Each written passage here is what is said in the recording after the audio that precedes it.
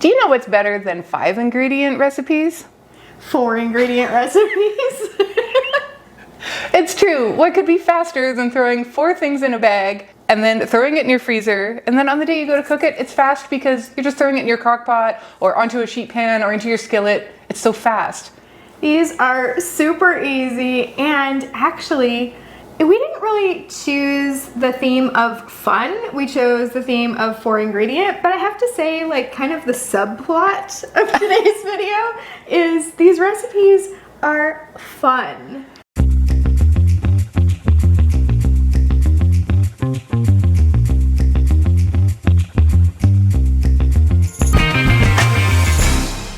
The first one that we're gonna do is shredded beef nachos, and really, what could be more fun than family nacho night? So we're gonna jump right into this recipe.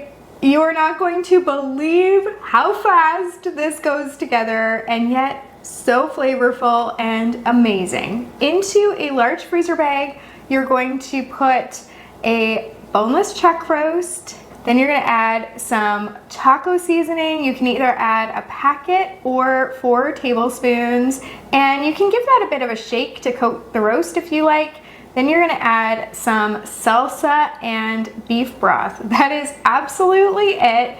You're gonna squish this all together in the bag to combine it. You're gonna get as much air as you can out of the bag, because when you're freezer cooking, air is the enemy. It causes your freezer burn, and we avoid that enemy.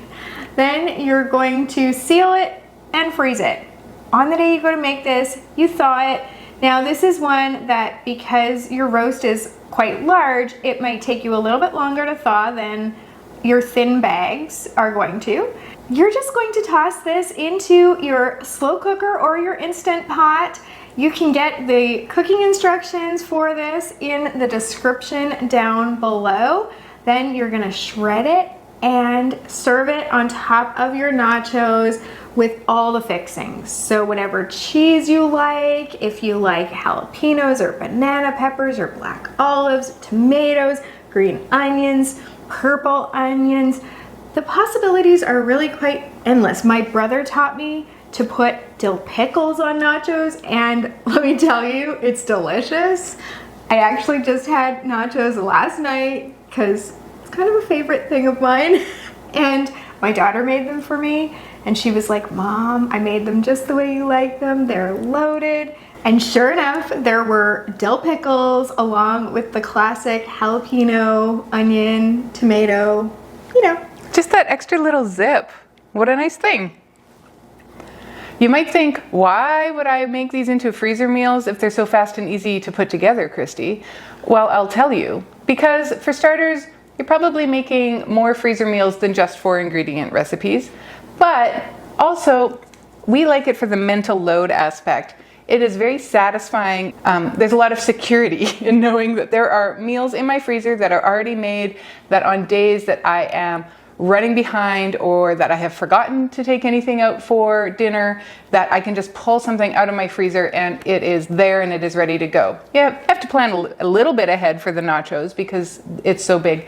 But this next one, super fast, super easy to put together, and you'll be so glad to have this in your freezer. This is the Everything Bagel Salmon. And I have to say, when you think 4-ingredient recipes, you don't generally think something as fancy. And this is fancy. As Everything Bagel Salmon, but this is an impressive meal. No one needs to know that it was only 4 ingredients. Or that you made it, 3 weeks ago, and that you pulled it out of your freezer this morning to serve.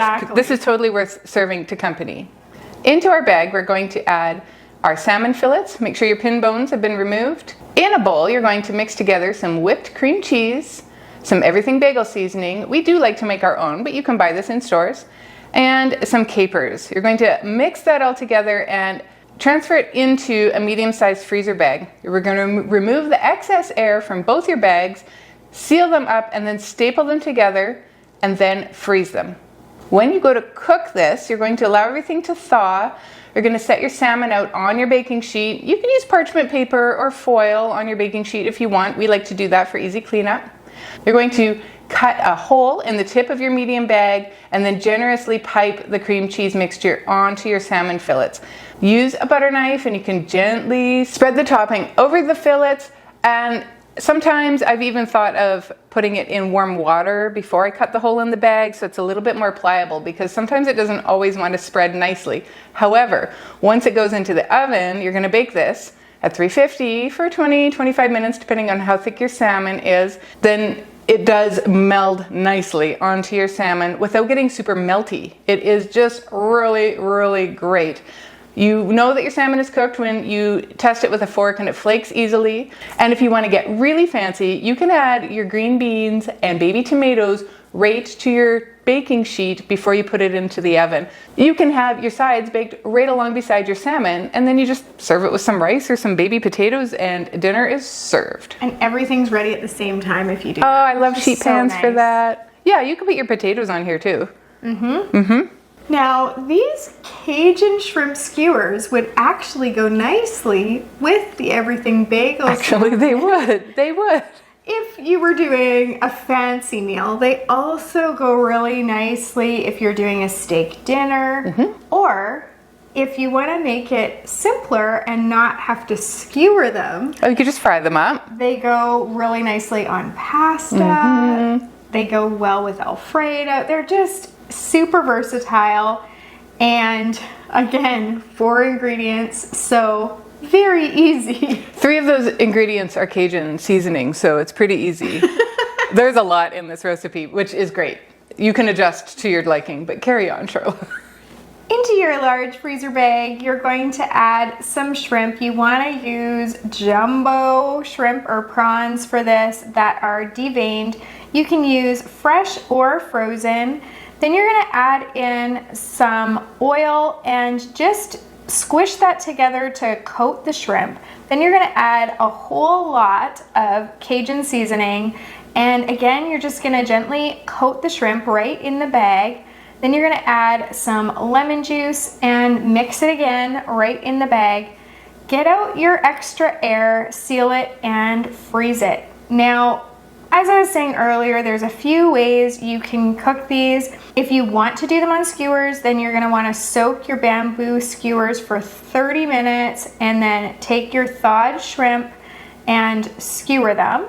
And then you can barbecue these over medium heat for 5 to 7 minutes, just flipping them over once. You'll know that your shrimp is done when it's pink and curled. Or you can cook these in the oven under the broiler for 5 to 7 minutes, again, flipping them once. Now, alternately, you could not skewer them and you could just fry them up in a pan. Those would cook up, again, about 5 minutes, very, very fast. And you could serve those on pasta or as a side. So this is a really versatile one. It really is. And if all you have at home is an air fryer, you can go ahead and throw them in there too. So many cooking cooking options. Who knew the shrimp would be the most versatile part of this recipe video? The beef shredded nachos have a very, a close second. Yes, though I didn't mention it when I talked about those because I got so excited about the nachos, because in my world, anything that could go on nachos are king. Should, yes. Right? But you could also serve those in tacos or in burritos. You could roll them up in enchiladas. Now, before we put our taco seasoning away, we are going to make some taco cups. This one is super simple because we are going to use these little mini tart shells that you buy at the grocery store. They are in the frozen foods section. You're going to get them out onto your pan and you're just going to cook them in your oven according to the package directions so that they are all cooked up and ready to go. In the meantime, you're going to brown your ground beef. You're going to add in some taco seasoning, a little bit of water, and mix that around until it is cooked. You're going to add that taco meat into each of the shells and then top with some shredded cheese, and that is it. You are going to throw these back in the oven and let that cheese melt and let all those flavors meld together, and then you can eat them right now, but what we like to do is get these into our freezer, after they've been cooled, of course, and into our freezer bag, into the freezer. They make a great snack. They make a great take along. Like we went quadding yesterday with our family, like on an ATV, and this would have been a nice thing to have in our cooler. And you can even eat them cold. I mean, they're nice when you can eat them warm, but they're totally done. These are one and done. These are pop them out of your freezer and into your mouth. Well, let them thaw. And enjoy these because they're just super simple and they're great to have on hand. You guys ended up seeing a moose when you were quadding We yesterday. saw a moose yesterday. It is always exciting to be out in the bush and be out in the forest. We're in the boreal forest here. It's pretty incredible. And to see wildlife and not to get too close. We were a long ways away. I promise I have a good zoom on my camera. One thing you could have taken quadding with you is these pepperoni pizza pinwheels. Oh, funny story. I almost made them. I had planned on making them for exactly that purpose, to take them with. Our daughters are best friends. Like, we're best friends. It's kind of cute. And my daughter, she phones and she said, you know, we were talking earlier. Do you remember? She's totally gaslighting me, and she's being very obvious about it. When we said that we would order pizza, I think that's a great idea, Mom. You're so smart, and I would be happy to go pick it up for you if you paid for it. Well, and so I had taken out a freezer meal. It was Korean chicken. And so Korean chicken I know, is so good. I know. And so I just left that one in the fridge and thought, I can make that one tomorrow. We'll have pizza tonight, and then I can take the leftovers quadding the next day, and then I don't have to make the pizza pinwheels. If I was already organized and had already made them and they were in my freezer, I would have probably thrown a few in there. But in this case, I just had real pizza instead. And I did actually happen to have some pepperoni pizza pinwheels in my freezer, but I don't anymore because we had kind of a family movie night on Sunday and had lots of little appetizer things. Actually, we did have the taco cups because I had some of those in my freezer, and we had the pepperoni pinwheels. We had so many things. We had buffalo chicken dip. We had I had all these things in my freezer, and it was awesome and so easy. But some of the kids were like, can I take those as my lunches this week? So they're all gone. I think we have to make some more then. We definitely need more. So if you want to make these to get them in your freezer for easy snacks or grab and go lunches, all you need for this is those refrigerated crescent rolls. You're gonna just roll those out or just spread them out, and then you're going to add some pasta or pizza sauce on there, some shredded mozzarella cheese, and some pepperoni slices. Now, you're gonna roll this, and then you're going to slice these to create pinwheels. Now, you're gonna roll it from the long edge, then you're going to slice these into like 10 or 12 slices. You're gonna put the slices down on a baking sheet lined with parchment paper. Then you're gonna bake those little pinwheels for 10 to 12 minutes. Once they're cool, you're gonna transfer them into your freezer bag, get out the excess air, and freeze it. The nice thing about these is that, yes, you can take them all out if you're, wanting like what we had the other night when everybody was eating them, or you can just take one or two out, take them with you, pack them into your lunch, pack them for snacks, and then just make sure that you get as much air as you can out of the bag before you seal it again, because that'll prevent your freezer burn. And these are just, they're kid friendly, but let's face it, they're adult friendly too. They're adult friendly. Pizza anything is pretty much adult friendly, unless you are one of those crazy people that doesn't like pizza. I don't like pizza, really, but no, I don't like pizza. But the odd time, we make this thin crust pizza that's really nothing like pizza at all, because you can see through it, and we don't put pizza sauce. We put a garlic and olive oil brush on it. So it's like a flatbread. Yeah. Call it a flatbread, baby. It's a flatbread. You guys call it pizza night, but it is like flatbread-ish. And the toppings are decidedly not your typical. I think we've got figs and goat cheese and arugula. Yeah, and, that's good. It's not sort of your ham and pineapple or pepperoni and mushroom type toppings. So no, I'm not really a pizza fan.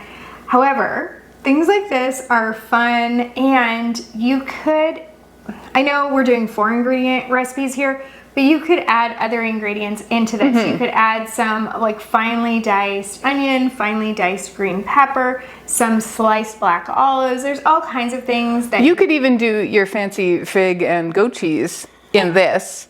You know, why not? why not? It is, you know, it's there. It's a flatbread for the making. Go right ahead and do that. And then you could feed it to fancy company or go fancy quadding.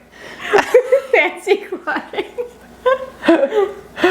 Whatever you decide to put in your pizza pinwheels, they will definitely be a fan favorite. They really will. And again, they're just so easy. It's so nice to have them there in your freezer, ready to pull out at any time. We hope that some of these recipes have shown you just how easy freezer meals can be, and that this might be the day that you decide to finally give them a try. We're gonna pop a video right there to some easy dump and go slow cooker meals that are also a great way to get started. Thank you so much for joining us today, and happy cooking. Bye.